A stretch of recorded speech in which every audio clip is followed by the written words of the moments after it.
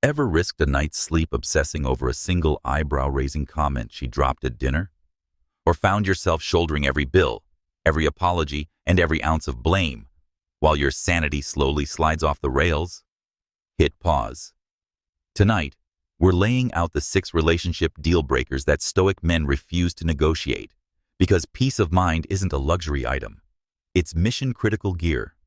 We'll start by spotlighting the red flag roster you can spot in minutes. Public ridicule that shreds your image, stealthy wallet warfare, guilt-trip theatrics, drama loops on endless replay, control-driven ultimatums, and promises that vanish like free trial subscriptions. Real-world examples. Zero sugarcoating. Then we'll match each behavior with a Stoic countermove. How temperance draws a firm boundary without fireworks. How courage powers a clean exit when the lines cross twice.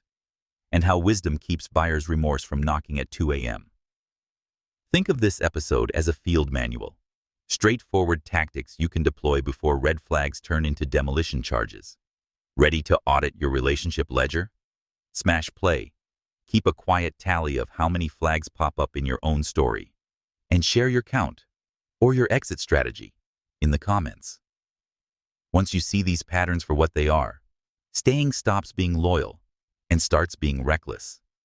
And that's a gamble no Stoic mind should ever take. Public humiliation is covert disrespect in its most visible form.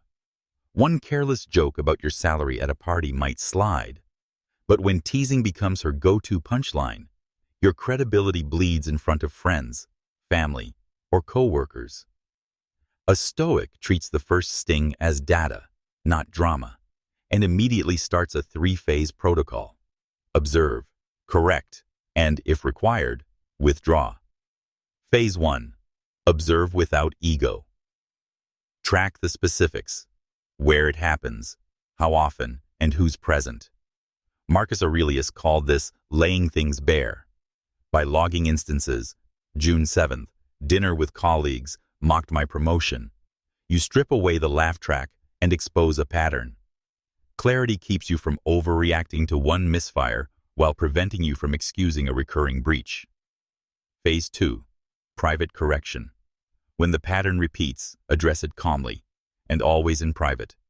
Temper your tone. During brunch, the joke about my project felt dismissive. Public support matters to me. The goal isn't to shame, but to inform. A partner who values the relationship will acknowledge the slip and adjust. Your composure models the respect you expect, proving you're driven by principle, not pride. Phase 3. Boundary and consequence. If public digs reappear, escalate to a clear line with a pre-stated outcome. Should you undercut me in front of others again, I'll excuse myself from the event. Then follow through without theatrics. This Stoic courage demonstrates that disrespect costs access to your presence. Audience members notice the quiet exit, and, more importantly, so does she. Should minimization. Can't you take a joke? Or blame shift? You're too sensitive. Surface. Stay concise. Humor builds partners up, not down. Refuse further debate. Every extra word feeds the fire. Epictetus reminds us, an insult only wounds with our consent. You revoke that consent by removing engagement. If the breach endures despite feedback and consequence, departure is the final safeguard. End with steadiness. Our definitions of respect differ. I'm stepping away. No smear campaign, no revenge posts, just disciplined action that protects self-respect. Seneca wrote that the wise walk with those who strengthen virtue. Leaving chronic disrespect honors that wisdom. Freeing your energy for circles where public words amplify, rather than erode, mutual esteem. When her idea of splitting the check means you handle the bill while she gets the tip next time, a next time that never comes, you're staring at stealthy wallet warfare. Stoicism treats money as an indifferent, yet sees recurring imbalance as a diagnostic of character. The strategy isn't to clutch every cent, it's to protect integrity, agency, and long-range peace. Audit before you accuse. Follow Marcus Aurelius's advice to count the cost of each impression. For 1 month, log every shared expense. Who suggested it? Who paid? Whether payback happened. Numbers expose patterns, feelings tend to blur. Discover you're covering 80% of outings while she streams subscription hauls. That's not generosity. That's silent subsidy. State standards, not complaints. Temperance governs tone. Instead of, "You never pay," frame a policy. "I'm limiting dining out to $200 a month, so let's alternate who picks up the tab." Clear, forward-looking, and about you. Less ammo for deflection. A partner invested in reciprocity will adapt. A financial leech will test the fence. Deflect guilt bait. Calmly. Expect scripts like, "Real men love treating their girl," or, "It's only money. You can't take it with you." Epictetus would label these externals. Reply once, evenly, "I enjoy treating by choice, not obligation." Then move on. Repetition without escalation shows the door is locked. Offer low-cost alternatives. Suggest park picnics, cook-offs under $15, or free museum days. Someone interested in you leans in. A leech loses interest when the cash spigot tightens. Their response supplies fresh data without a fight. Enforce consequences. Silently. If she forgets her wallet again, pay your half and let the moment hang. Embarrassment does the talking. Consistency turns your boundary from a bluff into reality. No lecture needed. Exit if the meter keeps running. When pressure escalates, lavish gift hints, rent loans never repaid. Invoke Stoic courage. A short, calm goodbye. Our values around money don't align, so I'm stepping away. Safeguards future finances and self-respect. Seneca reminds us, the greatest wealth is freedom from needless desire, including another's. Protecting your wallet isn't stinginess. It's safeguarding the virtue of fair exchange. Draw clear limits. Stand by them quietly, and watch true partners rise to meet your standard while freeloaders exit on their own. Tier tactics and guilt grenades work because they hijack two healthy instincts, empathy and accountability. In a split second, you flip from calmly raising a boundary to consoling her while your original point evaporates. Stoicism wires you to keep compassion and clarity online at the same time, so the next emotional blast doesn't blow up your judgment. Pause the reflex. Run the scan. The moment tears or trembles surface, take a silent breath and ask, what triggered this? Was it a reasonable request, like splitting costs or respecting a curfew, or a fair challenge about honesty? Marcus Aurelius urged us to extend the moment, so impulse can't steal reason. That brief internal scan keeps you from auto-backtracking just to stop the waterworks. Validate feeling. Anchor the issue. Say, I can see you're upset. The question of shared expenses still matters to me. One line does two jobs. Acknowledges emotion and locks the topic in play. If the tears are genuine, she'll appreciate both elements. If they're tactical, the missing payoff, your immediate concession, weakens the strategy. Invite specifics. Expose the fog. Ask, help me understand which part felt hurtful. Manipulative guilt thrives on vagueness. You never appreciate me. Requesting concrete examples forces clarity. Epictetus noted that details sift truth from spin. A partner committed to growth can outline real pain points. A manipulator will loop back to generalized blame. Hold time and space boundaries. If emotion spikes again without progress, calmly pause the talk. Let's revisit this tomorrow after we cool off. Walking away isn't cold. It's temperance shielding both parties from escalation. You deny the feedback loop that rewards dramatic spikes with immediate capitulation. Reinforce or retreat. When she returns, willing to discuss specifics, collaborate on fixes. When she doubles down, cycling tears, rewriting events, or accusing your calm of cruelty, recognize the pattern as manipulation, not miscommunication. Seneca warned that misplaced pity erodes virtue. Continual emotional sabotage calls for distance, not deeper dives. Exit. With clarity, not condemnation. If repeated attempts yield the same guilt grenades, end succinctly. Our conflict style is unhealthy for me, so I'm stepping back. No character assassination, no screenshot exposés. Stoic courage detaches to protect the only realm you truly govern, your peace and principled action. By pausing reflex, anchoring facts, and standing firm on timing and topic, you keep empathy from mutating into surrender.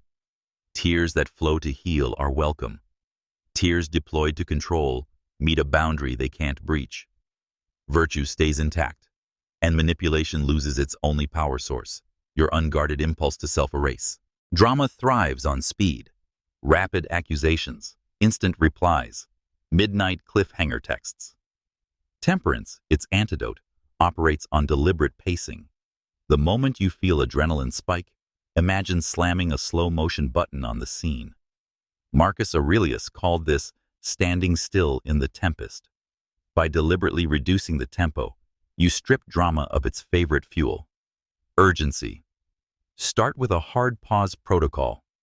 Any heated message gets a minimum 1-hour quarantine before response.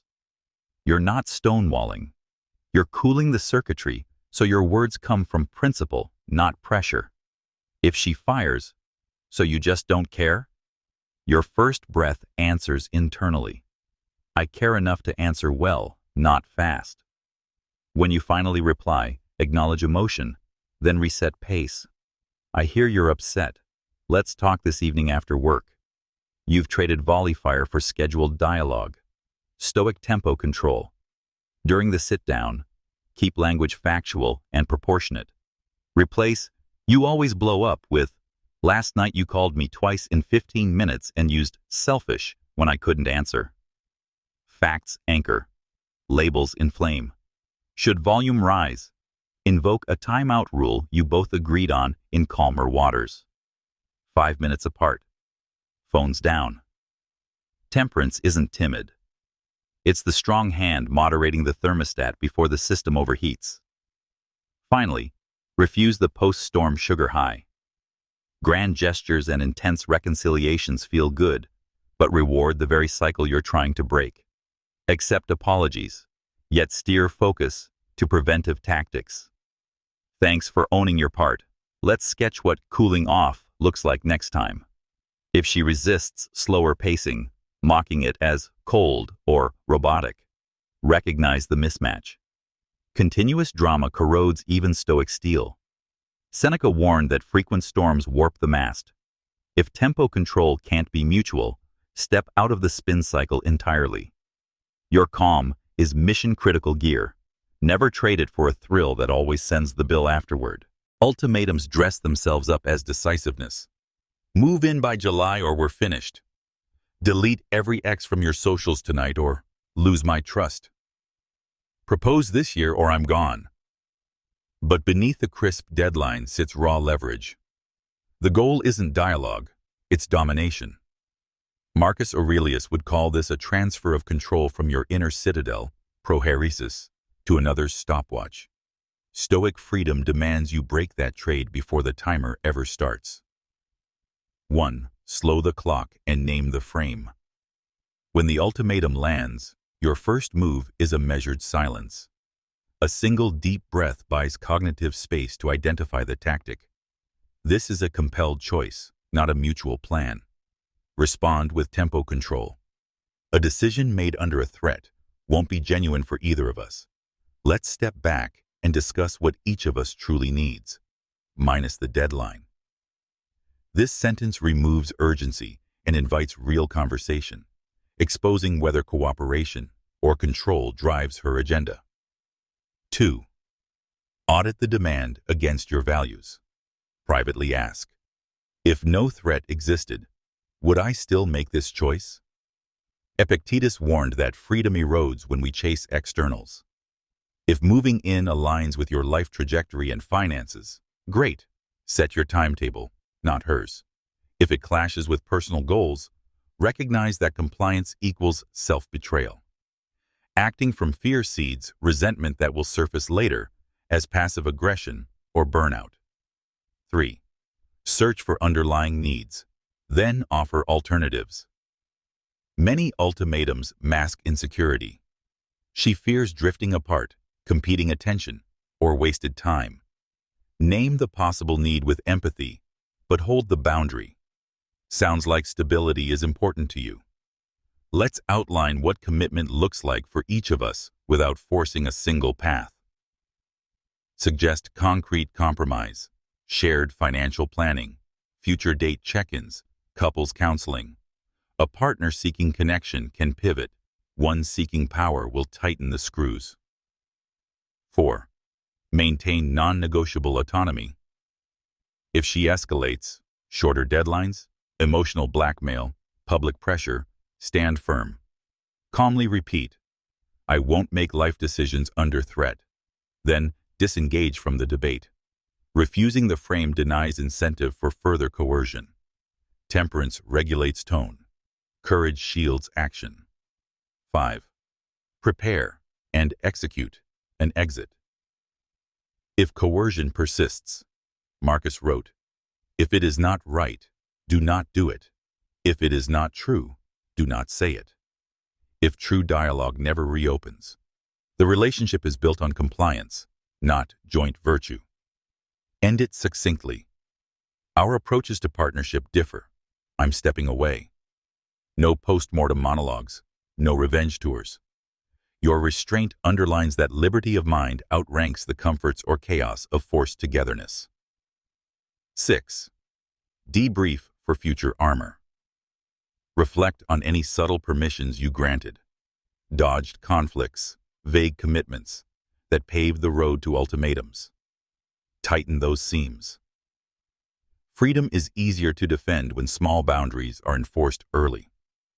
By slowing the clock, testing demands against your core values, and refusing to barter freedom for approval, you transform an ultimatum into a diagnostic tool. It reveals whether love is an invitation or a leash, and a Stoic never confuses the two. A promise is a micro-contract of trust, and when she signs it in words but tears it up in actions, the silent cost isn't just a missed dinner. It's an accumulating tax on your focus and respect.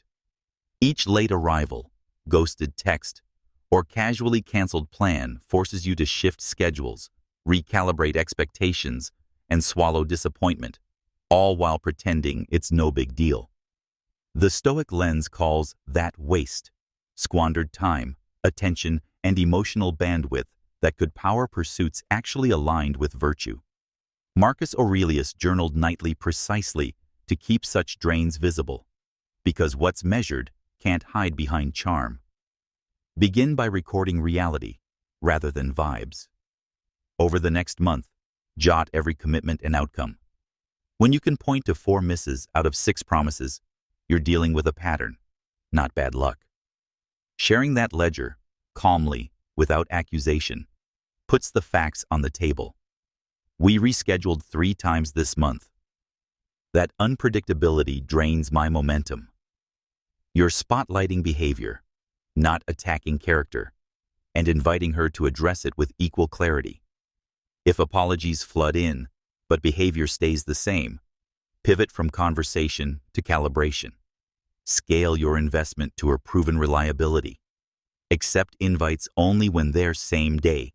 Keep parallel plans so a last-minute bail doesn't strand you, and refrain from sharing time-sensitive goals she can derail. This quiet rebalancing signals that access to your schedule is earned, not assumed. Temperance keeps tone cool. Justice defends your right to environments that respect effort. Resistance may surface. Claims that you're rigid, unspontaneous, or punishing. Respond once, evenly. Consistency isn't rigidity, it's respect. Then let actions, not debates, carry the standard. Should inconsistency escalate to larger stakes, missed rent, crucial events, moral commitments, the calculus changes from inconvenience to integrity breach. Seneca warned that frequent storms warp even sturdy masts. Staying aboard a ship that won't plug its leaks isn't loyalty, it's self-neglect. Departing such a dynamic requires the clean cut of Stoic courage. Close with a brief statement free of blame hazard flares. Our reliability standards differ, and I need steady ground to thrive. I'm stepping away. No dossier on her sins, no PR campaign, just decisive exit that protects peace without poisoning memory. Afterwards, sift the lessons. Where did optimism eclipse observation? Which early excuses foretold deeper cracks? That post-mortem forges stronger boundaries, ensuring future promises, yours and others, retain the structural integrity good character demands. Walking from chronic inconsistency isn't harsh, it's alignment. A disciplined mind knows that time is the only currency unrefundable, and it invests in partners who treat commitment as more than theater. When words and actions diverge, the Stoic path veers toward the door, carrying your calm and self-respect intact. Thanks for locking in while we dissected the 6 non-negotiables: public humiliation, stealth wallet warfare, tear tactics, drama loops, control-driven ultimatums, and chronic broken promises. Spotting even one of these is your cue to tighten boundaries fast. Stack 2 or 3, and a Stoic mind knows the mission is extraction, not negotiation. Remember the playbook. Observe without ego. State one clear standard, enforce it twice, and, if the pattern sticks, walk without fireworks. That exit isn't cold. It's self-respect in motion. The same steady virtue Marcus and Epictetus drilled for battles far tougher than modern dating. Now it's your turn to teach the tribe. Which deal breaker blindsided you in the past, and what move finally restored your peace? Drop your story in the comments so we can all sharpen our radars and keep the brotherhood drama-proof. If this rundown fortified your resolve, smash that like, punch subscribe, and ring the bell so the next masculine Stoic mind drop lands straight in your feed. Until then, keep your standards high, your focus clear, and your virtue heavy, because the man anchored in principle never needs to beg for respect.